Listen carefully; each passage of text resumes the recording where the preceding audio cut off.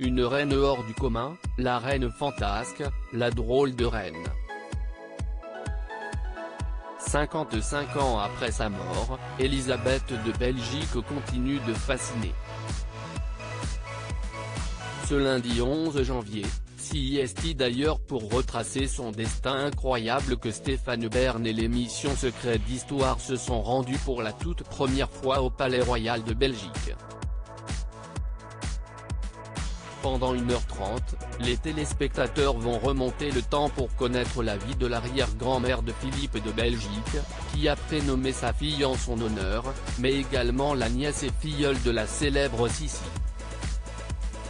Toute son existence, Élisabeth de Belgique a été là où on l'attend le moins, tantôt bras droit de son époux, le prince Albert Ier qu'elle a rencontré lorsqu'elle n'avait que 24 ans, tantôt infirmière de guerre à quelques kilomètres de la ligne de front, et même yogi, dans ces dernières années.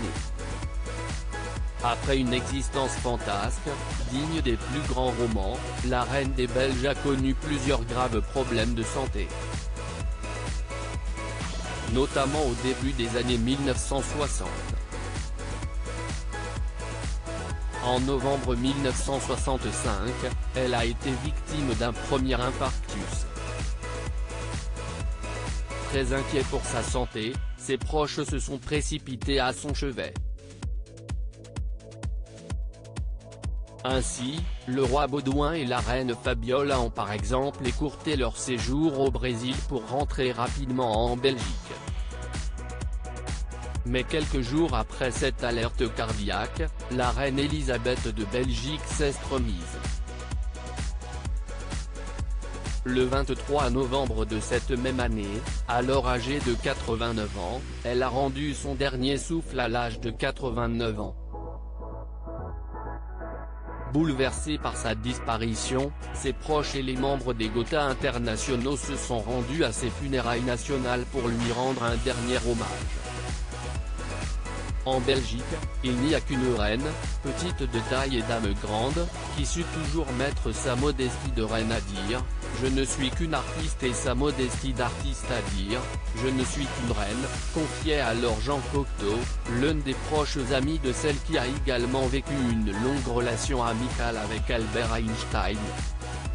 Une vie au service des autres. Née le 25 juillet 1876 au château de Possenhofen en Bavière, Élisabeth de Belgique a été élevée par des nonnes, dans un établissement situé sur les bords du lac de Starnberg. Dans son adolescence, elle est devenue l'infirmière de son père, un ophtalmologue de réputation mondiale. À 24 ans, elle a fait la connaissance d'Albert de Belgique à la cour de Vienne alors que se tenait une célébration pour le 50e anniversaire du couronnement de l'empereur François-Joseph.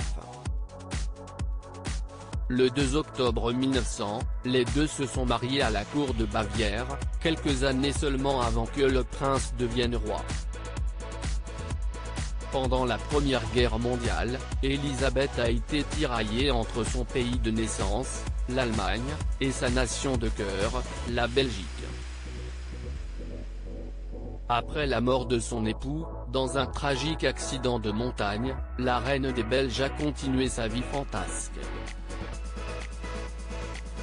Jusqu'à ces derniers jours, où elle s'est accrochée à la vie avec la même fougue qu'elle l'a vécue.